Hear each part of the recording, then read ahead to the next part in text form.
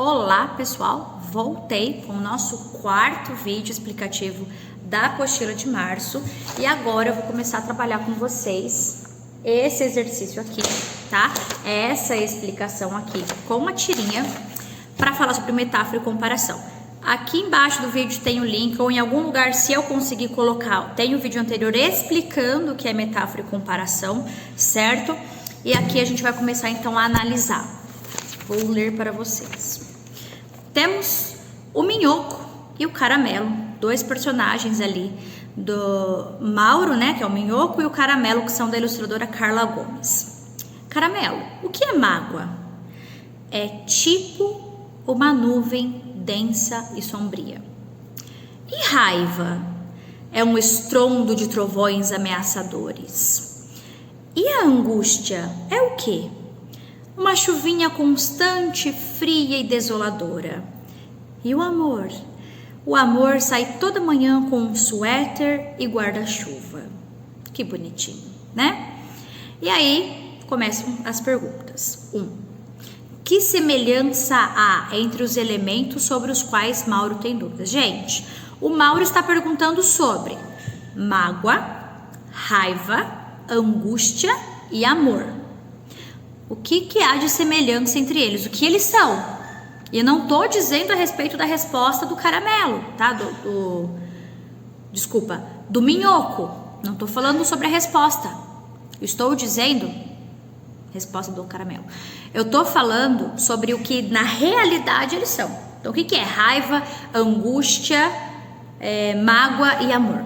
Qual é a semelhança entre eles? Certo? Fácil. 2.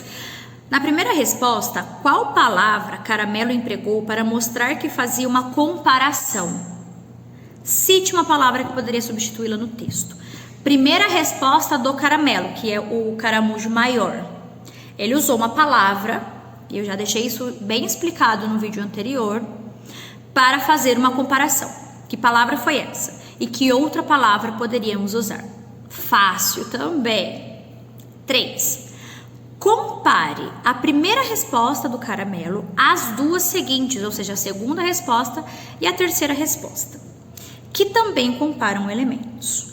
Há palavras responsáveis por indicar que se trata de uma comparação? Sim? Não? Qual? 4. Escolha uma das respostas dos 3 primeiros quadrinhos e explique a ideia apresentada por meio das imagens escolhidas. Então, você vai escolher uma resposta e vai explicar. Então, eu escolhi a segunda. Por que o Caramelo falou que a raiva é um estrondo de trovões ameaçadores? Por quê? Por que será? A raiva, né? Quando a gente tá com raiva, a gente explode, a gente fica irracional, não faz aquele barulho, a gente grita, a gente sofre. Não é uma coisa realmente que lembra um trovão, um estrondo? Então, provavelmente por isso que ele falou que é um estrondo de trovões ameaçadores. Quando a gente tá com raiva, a gente não pensa direito. A gente pode fazer aí, tomar atitudes que a gente não queria. Então, claro que não vai valer, para quem assistiu esse vídeo, não vai valer essa resposta que eu falei. Então, escolham entre o primeiro e o terceiro. Mas é isso que vocês precisam fazer, tá? Vocês precisam, então, explicar. Por quê? Por que ele falou que a angústia é uma chuvinha constante, fria e desoladora? Por que falou que a mágoa é tipo uma nuvem densa e sombria? Pensem. 5. Que imagens do amor é construída a partir da fala do último quadrinho? Ou seja, quais palavras são usadas para descrevê-lo? Quais palavras são usadas para descrever o amor? Lê lá. O amor sai toda manhã com um suéter e guarda-chuva. Por que será que usou essas palavras, né? Vamos pensar. E aí, pessoal, aqui tem o restante da explicação, falando que o Caramelo foi oferecendo respostas de um universo conhecido por Mauro, né? Então, se ele sabia o que era uma chuvinha constante e fria, para ele entender o que é angústia, ele sabe o que é um suéter, o que é um guarda-chuva, o que é uma nuvem densa, sombria, o que são trovões, tá? Então ele transformou algo abstrato, como sentimentos, em referências concretas, materiais que pudessem ser entendidas. Entretanto, há uma diferença importante nas formulações feitas por ele, como você observou ao responder as questões. Mágoa é tipo uma nuvem densa e sombria. Raiva e aqui no exercício está entre colchetes aqui um tipo como e no de baixo também um tipo feito, que na tirinha original não estão. Por quê? Porque na segunda resposta e na terceira nós não temos uso de elementos comparativos, então nós temos metáforas. Porém, aqui no exercício, o livro, eu tirei do livro esse exercício, ele traz para vocês essa nova construção como se fosse aliás, demonstrando como poderia ser uma comparação e como é uma metáfora, tá bom? E aí ele fala que a primeira frase é um exemplo de comparação, que essa figura estabelece uma relação de semelhança entre os elementos e usa os termos comparativos, tipo, como, feito, tal qual, parece, assemelha-se, blá, blá, blá, entre outros. Na segunda e terceiras frases, a gente não tem essa comparação feita por elementos, tá? Então, não tem uma palavra que indique.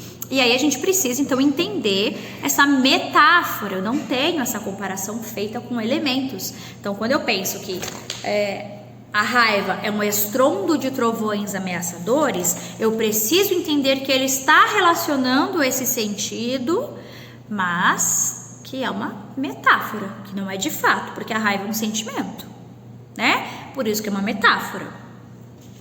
E depois tem outros exemplos aqui de comparação e de metáfora, que eu não vou ler aqui para vocês, mas vocês leem aí no material de vocês.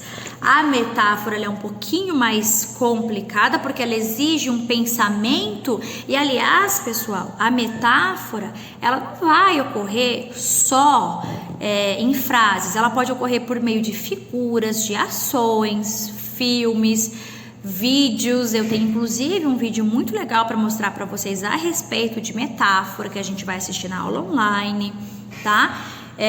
Então não é só por meio de palavras, tá? Que essas figuras de linguagem acontecem, certo?